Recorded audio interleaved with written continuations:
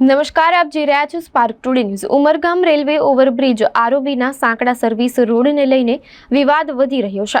Umargam railway સ્ટેશનની પશ્ચિમ બાજુએ આવેલા સાંકડા રોડથી સ્થાનિક લોકોમાં ભારે રોષ ફાટી નીકળ્યો છે।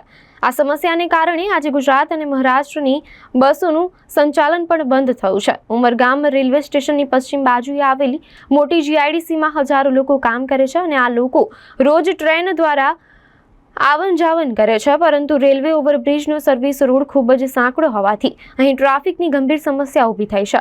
સ્થાનિકોનો આક્ષેપ છે કે આ રોડનું નિર્માણ યોગ્ય રીતે થયું નથી। વિવાદનું એક મુખ્ય કારણ એ છે કે ફાટકની પૂર્વ બાજુએ 15 મીટરનું માર્જિન રાખવામાં આવ્યું છે, જ્યારે પશ્ચિમ બાજુએ માત્ર 13 મીટરનું માર્જિન રાખવામાં આવ્યું છે। સ્થાનિકોનો સવાલ છે કે જ્યારે એક બાજુ 15 મીટરનું માર્જિન શક્ય છે તો બીજી બાજુ પણ 15 મીટરનું માર્જિન કેમ ન રાખવામાં આવ્યું? આનાથી ટ્રાફિકની સમસ્યા ઘણી હદે ઘટી શકે હોત। સ્થાનિક લોકોનું કહેવું છે કે જો લગતા વળગતા લોકોની મિલકતનું વળતર આપી દેવાયું છે તો પછી દબાણ દૂર કેમ નથી થતા?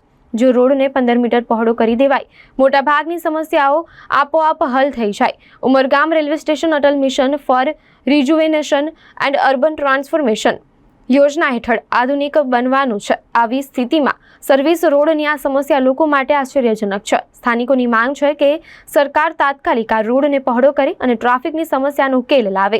સ્થાનિકોનો રોષ અને બસ સેવાઓનું બંધ થવું આ મુદ્દાની ગંભીરતા દર્શાવે છે। આગામી દિવસોમાં આ મામલે શું પગલાં લેવાય છે તેના પર સૌની નજર રહેશે।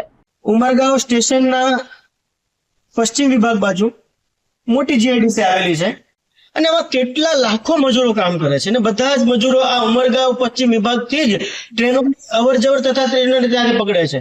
હવે આ લાખો મજદૂરોને ભાઈઓ અને બહેનોને આવવા જવા માટે એટલો જે રસ્તો એકદમ એટલો સાંકડો રાખેલો છે કે વર્ણવી ન શકાય। તમે પૂર્વ વિભાગમાં જઈને જુઓ તો 15 મીટર રોડની ફાળવણી થઈ છે, જ્યારે પશ્ચિમ વિભાગમાં કેવલ 13 જ મીટર કેમ? આજે ઉમરગાંવની જનતાની અંદર એટલો બધો આક્રોશ ભેગો થયો છે કે જ્યાં સુધી કહે છે ને કે રબરને જ્યાં સુધી ખેંચાય ત્યાં સુધી જ ખેંચવું જોઈએ। હવે રબરને તૂટવાની સંભાવના આવી ગઈ છે। બીજું સૌથી મોટી વાત એ છે કે ઉમરગાંવ રેલવે સ્ટેશનને અમૃત યોજનાની અંદર આપવામાં આવેલું છે, અમૃત આધુનિક યોજનાની અંદર આપવામાં આવેલું છે। તો ભવિષ્યમાં આ મજદૂરોની સંખ્યા, આપણા ભાઈઓ બહેનોની સંખ્યા વધતી જશે, ઘટશે નહીં। તો એના માટે સૌથી મુખ્ય કાર્ય એ કરવું જોઈએ કે આ રોડ મોટો થાય અને એની અંદર અવર જવર સુવિધા સારી બની રહે। અત્યારે તમે આવીને જુઓ તો આ રોડની અંદર ફાયર બ્રિગેડ, એમ્બ્યુલન્સ એ પણ વ્યવસ્થિત રીતે આવી શકે તેવો રસ્તો નથી।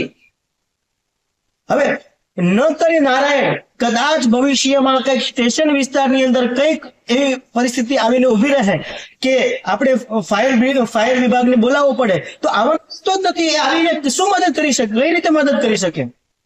હવે છેલ્લી વિભાગે છેલ્લા સમયે આવીને એમ કહેશું કે ત્યાં રોડ જ નથી તો અમે કઈ રીતે આવીએ? તો એની પાળ આપણે અત્યારથી જ બાંધવી જોઈએ કે જેથી ભવિષ્યમાં આવી બધી તકલીફો ના આવે।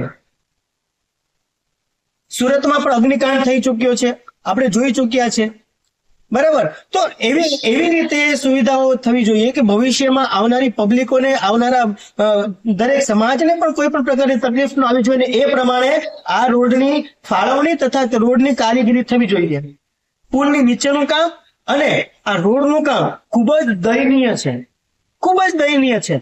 એકવાર તમે પુલની આજુબાજુ તમે એકવાર અવર જવર કરીને જુઓ।